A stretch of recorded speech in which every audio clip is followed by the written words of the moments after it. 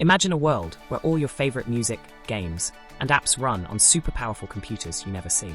That's the cloud. It's not a fluffy thing in the sky.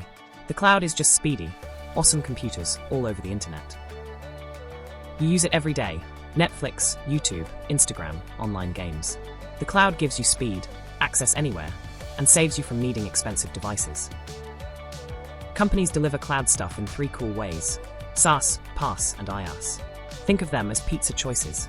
Pizza. SaaS is like ordering pizza ready to eat.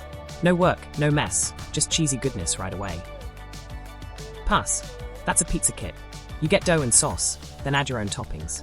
Fun, right? IaaS is having a whole kitchen. You buy all the ingredients and cook everything yourself. Master chef time. Let's break it down. SaaS means software as a service. You use apps online, like Gmail, Google Docs, Netflix, and Spotify. The company handles all updates and storage. Easy and chill. Pros: simple to use, always up to date. Cons: needs internet, less control. PaaS is platform as a service. It's for builders and creators. Developers get tools to make apps without worrying about the behind-the-scenes stuff, like using a game engine for cool new games. Pros: faster development, less hassle. Cons: less control, mostly for devs. IaaS is infrastructure as a service.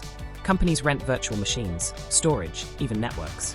Imagine renting an empty apartment and setting it up just how you want. Pros: total control to customize. Cons: more things to manage and set up. Here's another way to picture it. SaaS is like taking the school bus. Everything's handled for you. PaaS is a rideshare. You choose where to go, but someone else drives. IaaS: you've got your own car. Total freedom, but you handle everything. So remember, the cloud equals other people's powerful computers. SaaS equals ready-to-play apps. PaaS equals tools to build. IaaS equals resources you control. If you could create any cloud app, what would you dream up?